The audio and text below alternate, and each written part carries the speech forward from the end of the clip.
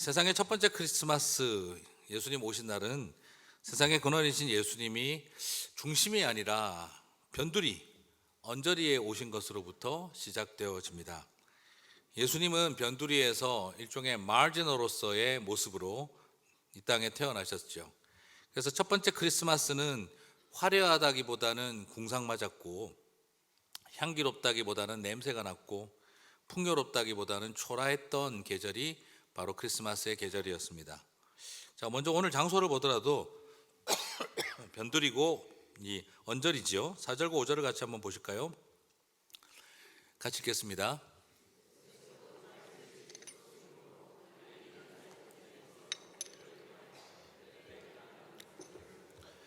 그 약혼한 마리아와 함께 호적하러 올라가니 마리아가 이미 잉태하였더라.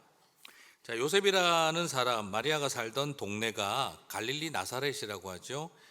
자, 이 말은 요셉이 얼마나 하찮은 지역 출신인지를 보여주고 있는 말입니다. 요즘식으로 옮긴다면 어디 출신, 어느 동네, 위험한 곳이네, 굉장히 어려운 곳이네 하는 이미지가 바로 떠오를 만한 그런 출신이라는 거죠.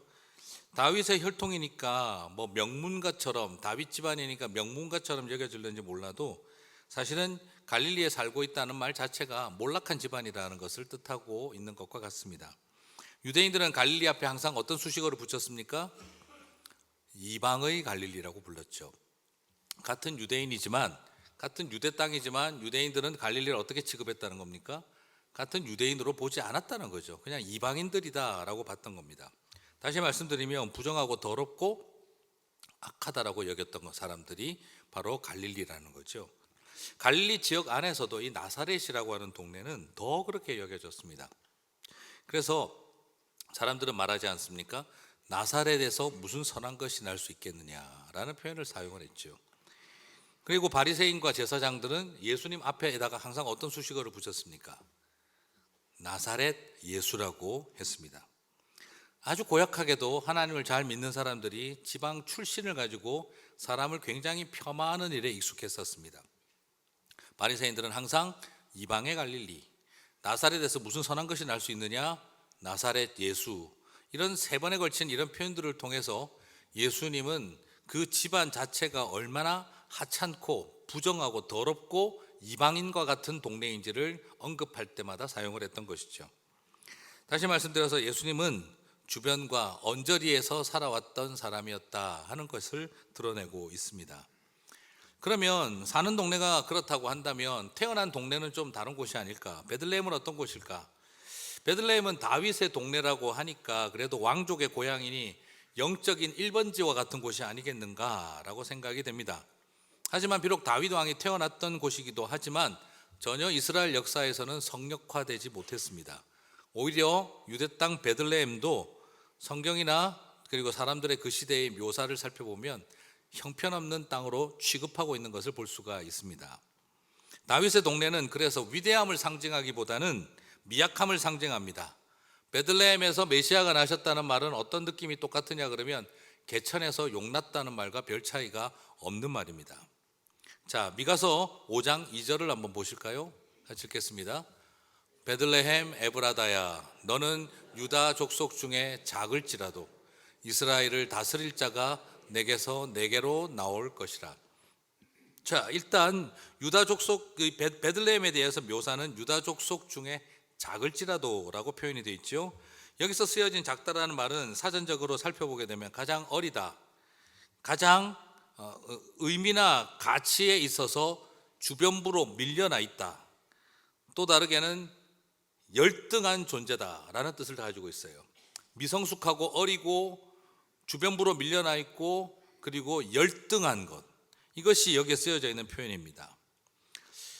아니, 어떻게 성탄과 메시아의 역사의 중심부라고 할 수 있는 이 베들레헴은 분명히 우리가 생각할 때 왕족의 고향인데 어떻게 이런 열등 도시라고 묘사하고 있는 걸까? 당황스럽기도 하죠. 이스라엘 최고의 왕인 다윗의 혈통이 시작된 곳인데, 아니 왜 이곳이 다윗의 집안이 시작된 곳이라면 소위 진골, 성골, 최고의 귀족적인 집안이고 신화의 땅이고 성역화되어야 되는 땅이 아니냐라는 생각이 들지요. 그런데 왜 유다 족속 중에 가장 열등한 곳, 가장 어린 곳, 가장 언저리와 같은 곳, 이렇게 취급당하고 있었던 걸까요? 그것은 아마도 미루어 짐작할 건데, 혈통을 무지 따지는 유대인들의 입장에서 볼 때 여기는 순수 혈통 유대인 피가 중심이 아니었다라는 의도로 추측이 되어집니다. 자, 베들레헴은 혈통적 순수성이 떨어지는 지역이라는 거죠. 자, 뭐냐 그러면, 아니 그런데 다윗이 있었다면 집안 좋은 데인데 왜 그렇게 혈통적으로 순수하지 않다는 걸까? 그게 그렇지만 다윗 집안만 살펴봐도 혈통적으로 순수하지 않습니다. 자, 베들레헴이라는 도시는 다윗의 가문에 의하여 시작이 되어지고 자리를 잡았는데요. 여러분, 룻기를 살펴보시게 되면 그 룻 이방 여인, 모압 여인 출신인 룻과 그 어머니 나오미가 살았던 동네가 베들레헴입니다. 그 베들레헴이 바로 룻기에 나오는 동네인데, 자, 그러면 거기에서 이방인 출신 모압 여인 룻이 보아스와 기업 물을 자가 되어져서 아이를 낳습니다. 그렇게 태어난 아기가 바로 그 다음 때에 이새가 되고 다윗이 되어집니다. 자, 다윗 집안의 이방 여인 룻을 통해 모압의 피가 거의 절반 가까이가 들어왔다고 보아지죠, 그죠? 그런데 다시 생각해 보시면 모압 여인 룻의 피만 들어온 게 아닙니다. 이방인의 피가. 룻과 같이 결혼하게 된 보아스가 어떤 사람인지를 봐야겠죠. 여러분, 보아스의 출생을 혹시 아십니까? 보아스의 어머니가 누구라고 말씀드렸죠? 기생 라합이었습니다. 그렇다고 한다면 우리가 잘 알고 있는 기생 라합과 유대인 그 당시 이스라엘 병사 사이에서 태어난 사람이 바로 보아스입니다. 이미 보아스도 그러므로 좋은 말이 아닙니다만 half and half라고 할 수 있는 그런 단계에 있었던 사람이죠. 그러면 보아스가 룻을 특별히 아끼고 돌본 것은 나이 많은 어르신이 젊은 혼자 되신 여인에게 그냥 사적인 감정이 생긴 것이 아닙니다. 자신의 어머니가 이방 여인으로서 유대인들 사이에 살아왔던 모습을 지켜봤고, 저 룻이 이방 여인이면서 하나님 백성이 되겠다고 들어와 있는 그 모습을 쳐다볼 때 어머니를 존중하는 마음으로 룻에 대한 애틋한 마음과 존중하는 마음을 가졌던 것이지요. 그렇다고 한다면 다윗의 집안은 최소한 산술적으로 살펴봐도 이미 4분의 3은 이방인의 피입니다.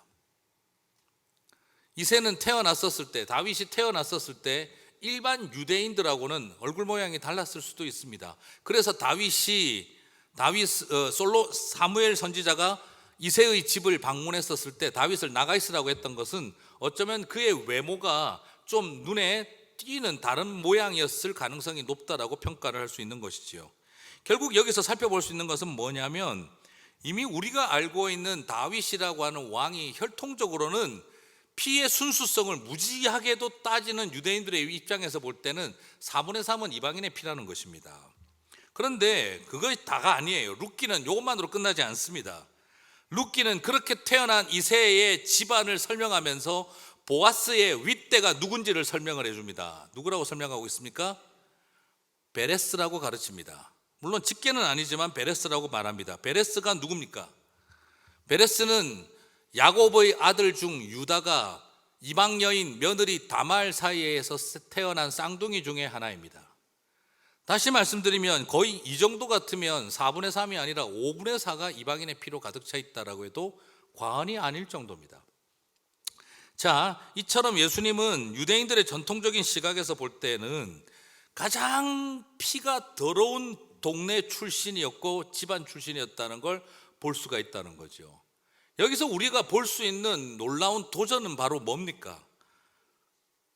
어떤 의미에서는 예수님은 다윗의 가문에서 태어났다라는 말은 가장 유대인스럽다는 말이 아니라 이스라엘 최고의 왕은 가장 이방의 도움을 받아 태어난 집안이라는 거죠. 그러므로 복음은 태생적으로 이방을 품을 수밖에 없는 것입니다. 참, 예수님은 베들레헴에서 태어나셨고 갈릴리 출신으로 사셨습니다. 그런데 태어난 동네만 베들레헴도 만만치 않은데 태어난 장소는 또 어디죠? 마국간에 누우신 곳은 구유입니다.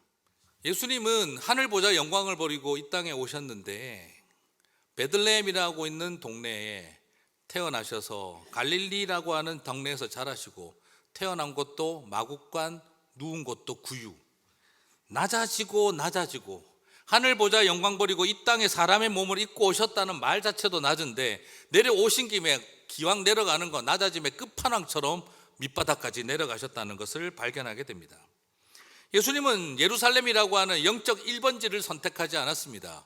예수님은 로마라고 하는 정치 1번지를 선택하지 않으셨습니다. 예수님은 성전 꼭대기에서 당신의 방을 만들지도 않았습니다. 놀랍지 않습니까? 마국간이 성전이 되고 말구유가 보좌가 되었습니다. 이것이 예수님이 우리에게 보여주신 낮아지심의 삶, 자기를 비우심의 삶이었습니다. 사랑하는 성도 여러분, 어디에 주의 보좌가 있습니까? 어디가 하늘이며 성전입니까? 이제 우리는 이 땅에 오신 첫 크리스마스의 예배는 가장 구별되고 향기로운 성전이 아닌, 향기로운 곳이 아닌 짐승 냄새가 나는 그 마국간이었고, 그리고 번쩍이는 황금으로 장식된 보좌가 아닌 나귀들이 밥 먹던 구유가 당신이 앉으신 보좌였다는 것이죠. 마국간이 성전이 되고 구유가 보좌가 되는 길, 그것이 예수님의 길이었고, 또한 우리가 그분을 만나는 장소, 그분을 따라가는 길이어야 한다는 것입니다. 여러분, 주님을 만나려면 어떻게 해야 합니까? 주님은 어디에 계십니까? 우리는 생각할 때 구별된 거룩한 산 위에 올라가서 예수님을 만나야 하고, 굉장히 구별되어진 종교적 시설 속에 들어가서 주님을 만나야 하고, 기왕 만들 것 높은 성전을 쌓아 올려 그 꼭대기에서 제사 지내면 하늘에 더 가까이 가서 예배하는 것처럼 여겨질는지 모르겠습니다만, 그렇게 가까이 올라가서 예배드리는 곳이 바벨탑이 되는 거하고 뭐가 다르겠습니까? 오히려 주님은 우리에게 어디에서 어떻게 만나시느냐, 낮고 천한 곳으로 찾아오셔서 그곳에서 천사들의 찬양을 받고 동방박사들의 경배를 받고 그리고 목자들의 경배를 받으셨습니다. 여러분, 예수님을 만나려면 어떻게 해야 됩니까? 육체를 벗어나서 영계를 올라가고 환상 가운데 3층천을 날아다니면 주님을 만나서 음성을 듣는 겁니까? 물론 그런 방법도 있다라고 말하는 사람들도 있겠지요. 하지만 오늘 제가 이야기 드리고 싶은 것은, 주님은 마국간과 구유에 누워서 저와 여러분을 기다리고 계신다는 것입니다. 천사들은 그곳에서 하나님의 영광을 노래했고, 그리고 오는 사람들마다 목자들과 동방박사들은 그곳에서 주님을 경배하고 첫 예배가 드려졌습니다. 사랑하는 성도 여러분, 우리는 주님을 만나려고 말을 하지만 우리는 굉장히 구별된 종교적 시설에서만 주님을 만나는 것처럼 생각하고 있는 건 아니었을까요? 오히려 그 마국간과 구유에 가서 주님을 만나야 하는 법을 잊어버리고 있었던 건 아닐까요? 가장 낮은 곳에서 하늘 영광을 보셔야 합니다. 장소만 변두리였을까요? 여러분, 변두리에는요, 변두리 인생들이 삽니다. 변두리 인생들이 사니까 변두리고, 변두리니까 변두리 인생들이 산다라고 말을 합니다. 첫 크리스마스는 그런 외진 장소만 보여주고 있는 게 아니라 그런 동네에 살아야 하는 사람들, 관심의 대상이 되어 본 적이 없는 사람들, 5명, 6명이 죽어도 내일 아침 조간 뉴스에 이름 한번 나오지 않을 사람들, 그냥 그런 사람들이 있나보다 생각하는 익명의 존재로 살아가는 사람들, 어쩌면 이스라엘 사회에서 잉여 인간 취급당하며 그림자처럼 여겨진 사람들입니다. 그런데 바로 그곳에 주님은 오셨고, 하늘 영광을 천사들은 그런 목자들에게 알려줬습니다. 사실 솔직히 말해서 요셉과 마리아도 그렇습니다. 우리 교회에서는 요셉이 다윗의 집안이었다, 명문가 출신인 거, 이런 걸 자꾸 드러내려고 애를 쓰는데 별로 그렇지 않아요. 이미 몰락해버린 사람들입니다. 매우 가난한 사람들, 선한 것이라고 날 것 없는 동네에서 살았습니다. 안 산다 못 산다 해가지고 살았던 동네, 그런 갈릴리였습니다. 그런 곳에서 살아왔고, 하나님은 다윗의 동네에 태어난다고 했지만 그 지역 유지 집안 사람도 태어난 것이 아니라 몰락한 요셉의 가정에서 그냥 생명으로 태어났습니다. 어쩌면 우리 주님의 좀 마음이 어디에 있는지를 좀 발견하게 되기도 합니다. 아기 예수 탄생을 제일 먼저 알게 된 사람이 누굽니까? 그 지역의 목자들이 밤에 밖에서 자기 양떼를 지키더니 8절 말씀 보면 목자들이라고 나와 있는데요. 자, 우리가 그냥 목자 이러면 느낌이 어때요? 예수님은 목자시니 나의 선 여호와는 나의 목자시니 굉장히 좋은 말처럼 들리잖아요, 그죠? 그런데 이게 구약적 개념과 신약적 개념이 다릅니다. 시편 23편이 쓰여지던 구약적 개념에서는 목축업이 주 산업이었던 이스라엘에서 목자는 나쁜 사람이 아니었어요. 그런데 정착 생활로 돌아서고 농경 문화로 다 돌아서고 난 다음에 유대인들도 더 이상 그렇게 목축을 잘하지 않았습니다. 그리고 특별히 크게 거주하고 돌아가는 그것이 아니라 바깥쪽에서 목축을 해도 이 일을 시키는 목자들은 일반적으로 우리가 생각하는 그런 좋은 사람들이 아니에요. 그래서 그 시대의 사람들에게 나는 목자다라고 말을 하면 그 말은 무슨 뜻이냐 그러면 이것저것 잘 훔치고 다니는 잡도둑이고 그리고 사기 잘 치는 사람이다라고 여겨졌었습니다. 이야기를 살펴볼 때 명백한 것은 복음이 맨 먼저 그 시대에 그 천대받던 사람들에게 하나님의 천사들이 예수 그리스도의 오심을 알려주었다라는 것이죠. 자, 저는 여기서 이렇게 정리를 드리고 싶어요. 이 사람들이 어떤 사람들이냐? 다른 것보다 심플하게 이렇게 딱 정리 드리고 싶습니다. 성전 출입을 금지당한 사람. 이 사람들은 더럽다 하여 성전 출입이 금지된 사람들이었습니다. 성전 출입이 금지된 사람들, 그들에게 하늘이 열린 겁니다. 천사들이 영광의 찬양을 부르는 것을 보게 한 것입니다. 이스라엘 종교가 한 번도 열어주지 않았던 성전의 문을 천사들이 내려와서 하늘을 열어서 보여줘 버린 것이었습니다. 천사는 헤롯의 궁궐에 찾아가지 않았습니다. 천사는 예수님이 어디 태어날지 다 알고 있던 서기관들에게 한 명에게도 찾아가지 않았습니다. 아무 생각 없이 그날 밤도 여전히 자신의 절망 속에 살아가고 있던 사람들에게 이 땅에 메시아가 오셨음을 하늘의 천사들이 알렸습니다. 베들레헴에 왕이 태어난다는 것을 알고 있고 헤롯에게 고자질할 서기관들은 많았습니다. 메시아를 죽이도록 옆에서 도와준 고자질한 서기관들은 많았습니다. 하지만 단 한 명도 예수를 찾아간 제사장과 서기관은 한 명도 없었습니다. 그들에게 있어서 성경 지식은 오직 헤롯에게서 샀던 성직 매매를 통해 샀던 자신들의 자리를 보존하는 일에만 관심이 있었지 그것을 통해 주님을 만나는 일에는 관심이 없었던 것입니다. 성전 출입이 자유롭고 성전에 사는 사람들은 예수님을 찾지 않았습니다. 그러나 성전 출입이 금지당한 백성들에게는 하늘이 그들을 찾아갔습니다. 사랑하는 성도 여러분, 오늘 우리의 마음과 가슴 속에 다시 이제 이 주님의 마음을 가슴에 담고 우리가 이웃과 삶의 주변을 바라볼 수 있어야 합니다. Hugging heart 그리고 holding hands, 저는 이 표를 잡으면서 우리가 좀 정말 가슴을 열어서 끌어안고 그리고 손을 뻗어서 잡아주는 사람들이 되었으면 좋겠습니다. 누구에게 그렇게 해야 되겠습니까? 깨끗한 손만 잡아줄 것이 아니라 더러운 손을 잡아줘야 한다는 것입니다. 이것이 우리에게 주어져 있는 하나님의 마음입니다. 쉽지 않습니다. 손을 뻗다가 움츠릴 수 있습니다. 어우, 저거 어떻게 잡아.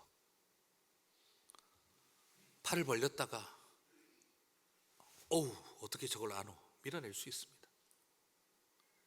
오늘 주님께서 우리에게 주고 계시는 것은 향기로운 사람을 끌어안는 것이 아니라 깨끗한 손을 잡아주라는 것이 아니라 그 이상으로 나아가라는 것입니다. 사랑하는 성도 여러분, 우리가 넉넉하고 높고 커서 하나님 나라를 펼치는 게 아니라 미비하고 비천함 속에서 시작된 것을 기억해야 합니다.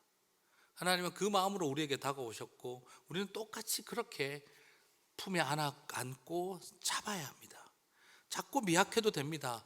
내가 무슨 능력이 있어서 그걸 하나 그렇게 생각하고 포기하지 마시기 바랍니다. 능력 있는다고 되는 거 아닙니다. 능력 없다고 못하는 것도 아닙니다. 우리에게는 마음입니다. 참된 예수 그리스도의 마음을 알면 능력 있는 사람은 더 많이 품을 수 있는 것이고 능력 없는 사람도 더 많이 품어낼 수 있는 것입니다. 똑같이 품어낼 수 있는 것입니다. 중요한 것은 내가 능력 있고 없고의 문제가 아니라 내 안에 예수 그리스도의 마음이 있느냐가 문제인 것이지요. 주님의 마음으로 우리는 품어내고 잡아줄 수 있어야 합니다. 저는 이번에 허깅 하트라는 말을 생각을 하면서 제 마음에 가장 떠올랐던 것이 뭐냐면 허깅 하트 뭘까? 제 마음에 가장 떠오른 사람은 여러분이 잘 알고 있는 그 닉 부이치치라고 하는 젊은입니다. 두 팔이 다 잘려나가고 다리가 하나도 없었던 사람, 팔 다리가 다 태어날 때부터 선천적으로 장애를 가지고 태어났던 닉 부이치치. 그 형제의 강의와 강연과 간증은 놀라울 만큼 감동적입니다.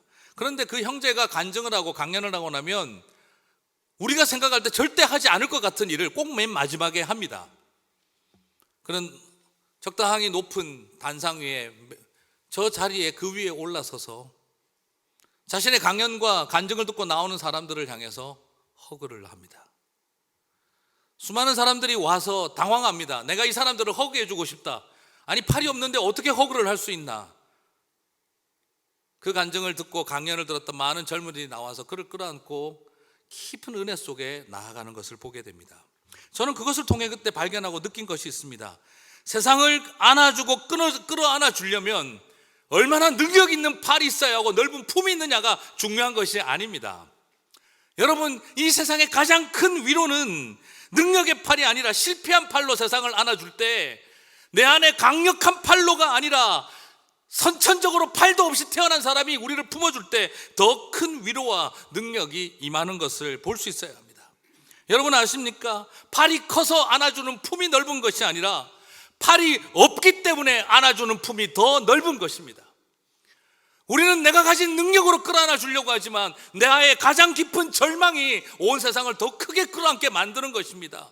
팔이 없어서 안아주는 품이 넓어지는 것이 인생인 것입니다. 그게 하나님이 하시는 일입니다. 깨지고 선천적으로 타고나서 나는 안 될 사람, 나는 선천적으로 안 될 사람, 살다가 깨지고 끊어지고 잘라져 버렸기 때문에 나는 더 이상 끌어안아 줄 것이 없다라고 생각하는 사람, 선천적으로 나는 끌어안을 수 없든지 후천적으로 끌어안을 수 없게 됐든지가 중요하지 않습니다.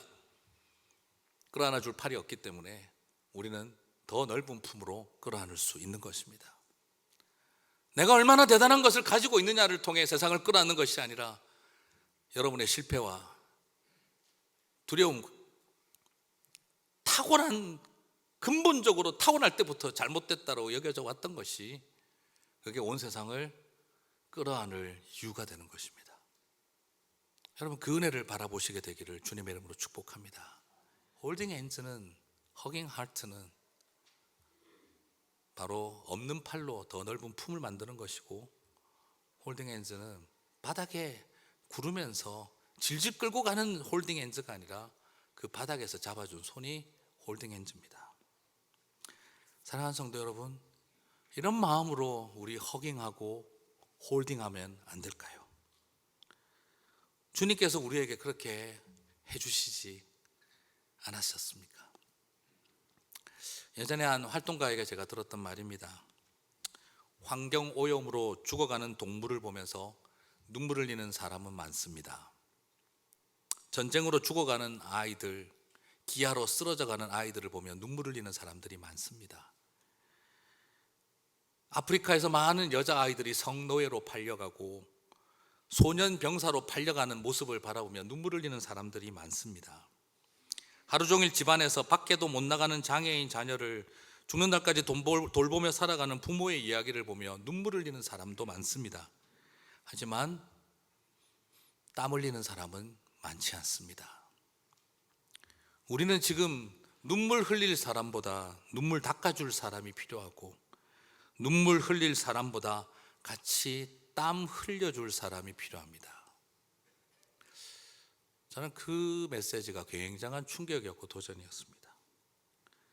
사랑하는 성도 여러분, 주님을 위해서 울어줄 사람도 필요하고, 또 고통받는 이 세대를 향해 울어줄 사람도 필요하지만, 아니 조금 과하게 말하면 그것을 위해 울어줄 일은 누구든지 할 수 있어도 땀 흘리는 일은 쉽지 않습니다. 사랑하는 성도 여러분, 주님을 위해서 눈물을 흘리고 우리 다음 세대를 위해서 눈물을 흘릴 사람은 귀한 일입니다. 이제 하나 더 부탁하고 싶습니다. 주님을 위해서 흘리던 눈물과 또 너희의 자녀들을 위해 울라 했던 그 흘릴 눈물만큼이나 이제 땀 흘리는 분들이 있었으면 좋겠습니다. 그리스도인들의 향기는 땀내에서 시작된다고 생각합니다. 새해를 맞아서 땀이 눈물이 되고 눈물이 땀이 되는 길을 저와 여러분이 함께 갔으면 좋겠습니다. 우리가 어떻게 매일매일 구유에서처럼 살겠습니까? 그러나 한순간이라도 기회를 만들어서 사서 우리가 하나님 앞에 눈물 흘리는 시간만큼이나 땀 흘리는 시간을 찾아가는 노력들, 결단이 있을 때 하나님께서 우리를 통해 하실 일들을 보게 하실 줄 믿습니다. 우리 교회 안에도 많이 있습니다.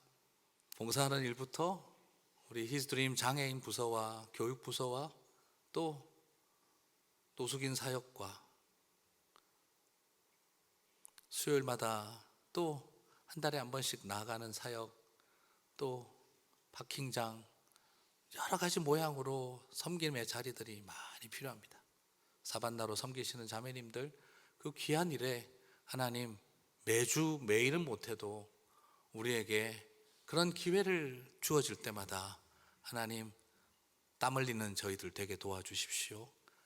시간과 형편과 삶의 현실이 허락하지 못할 때 그때 우는 겁니다. 시간과 재정과 삶의 현실이 도저히 되지 않을 때 우리는 같이 눈물을 흘려주는 그 눈물이 얼마나 값진지 압니다. 오히려 구별하여 그 땀 흘리는 자리를 선택하기 시작할 때 그게 예수님이 흘린 저는 눈물이라고 믿습니다. 그 눈물을 따라, 그 땀을 따라 살아내는 저와 여러분 되시기를 주님의 이름으로 축복합니다.